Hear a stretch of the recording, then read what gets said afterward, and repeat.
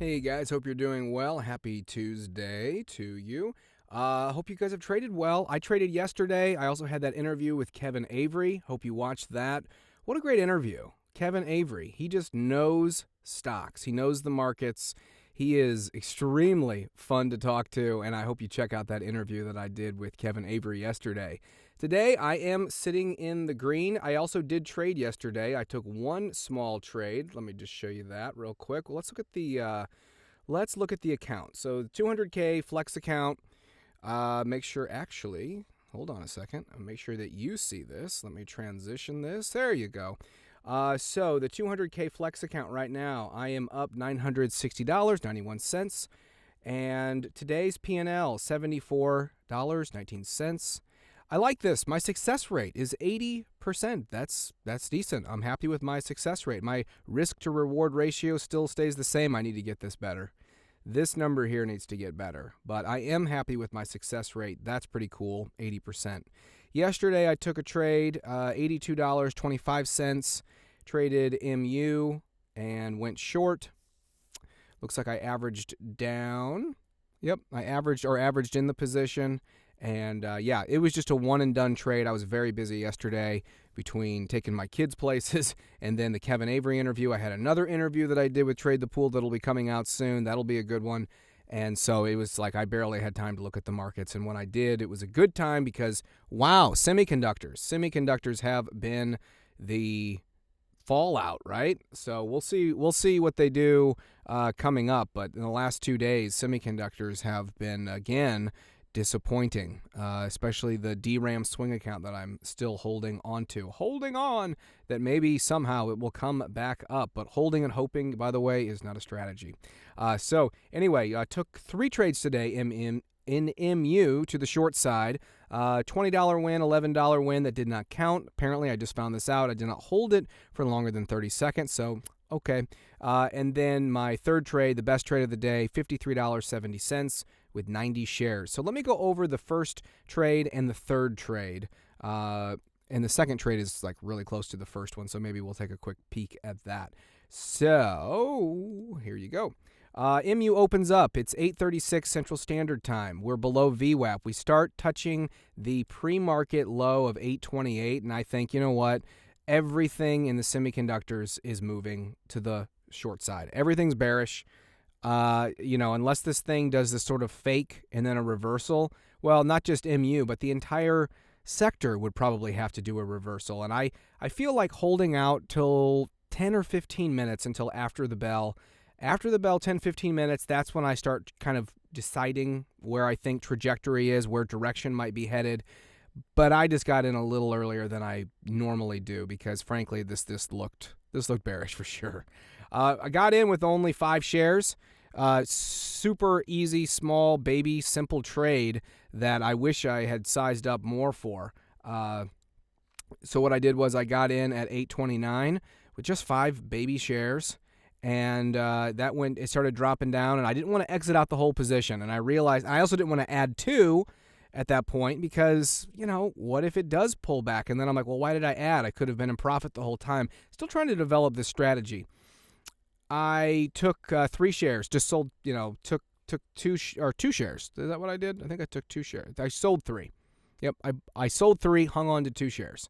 So I started taking profit here, moved the stop loss to about like 828 or so, and just let it fall for a while. And it did. It fell, and with just 2 shares, $20 winner. So that was pretty cool. And we started to go back up a little bit. We're starting to tap the 9 EMA, but then we fall back down. And this is where I get in on my second trade. And I go in here and here. And this, unfortunately, did not count. And I could have stayed in this trade much longer. In fact, this trade would have counted. Oh, gosh. Oh, well. It falls down to 806 at the time. That would have turned out to be a much, much better trade. But oh well, you live and you learn. MU just stays bearish for a long time today. We go down, we hit a low of 789.09 before we start trending back up. And this is where I thought, you know what, as it trends back up, I just think it's not going to break VWAP. It's going to touch VWAP, maybe break it just for a second, but then fall back down for some more bearishness. Well, That was a true thesis for a time. Luckily, the time that I got in, it did work, and it broke, and I'll show you in just a second. This trade could have really gone against me. I go in at 804.10 with how many shares? How many shares did I go in with? 10. 10 shares I go in. I average in at 806.78 with 20 shares. Then I go in at 809 with 93 shares, or 809.93 with 30 shares. So I continue to average in on this position, thinking, hey, we're not going to break VWAP. We're not going to do it, are we? Are we going to do it? And when it starts moving up to here, I think, shoot, we're getting pretty close. This is getting this is the part. If it just explodes above VWAP, I'm in trouble. So I average in one more time, and that was 30 more shares. Getting dangerous.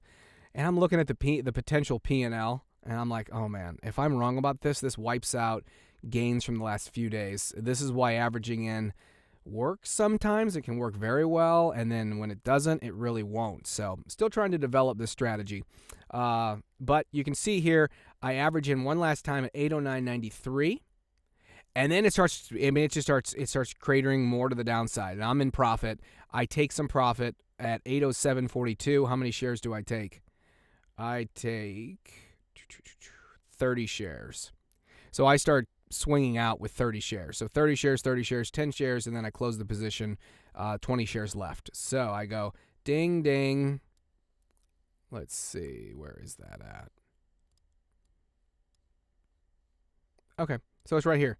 It's just showing me the two times that I got out. Right here, 807 and 808.71. It starts moving back. Now, here's the part where the trade could have really gone bad for me. When it does gain steam here, it does move. It does break VWAP with vengeance, and it continues to climb, okay? We go and we tap the 200 EMA. Holy cow. This would have been a massive loss had I stayed in the position any longer than I did. This was, they're always a little risky. This was a real risky one. I got out pretty much just at the right time. You can see here it's going back up, and I say, okay, I'm just going to get out. I'm going to move my stop loss to where I'm in decent profit with this. I waited and I hung around long enough. I just need to get out. Sure enough, this thing moves. This thing, I would have set a stop. I had my stop just above VWAP, so this thing would have knocked me out, and it would have been a real red day, and it would have been an entirely different stream right now. I would have been talking about how bad the day went and how terrible trading is, and I just want to, no, not really. MU right now at the moment, down 8%. So the semiconductors continue to remain on the bearish side today. DRAM down to $48. It is also down 8%. Holy cow. So, yep, I will be on Trade the Pool's earnings stream here coming up in just a couple hours. So if you watch this before the earnings stream today, check it out at Trade the Pool. We're doing earnings. We have Ford earnings and some other great earnings that we'll be covering as well. I'll be doing some live trading there. And as always, have a good day. Stay safe. Trading is risky. I'm not a financial advisor. All the stuff, right? Hope you all have a great day, and I will talk with you tomorrow.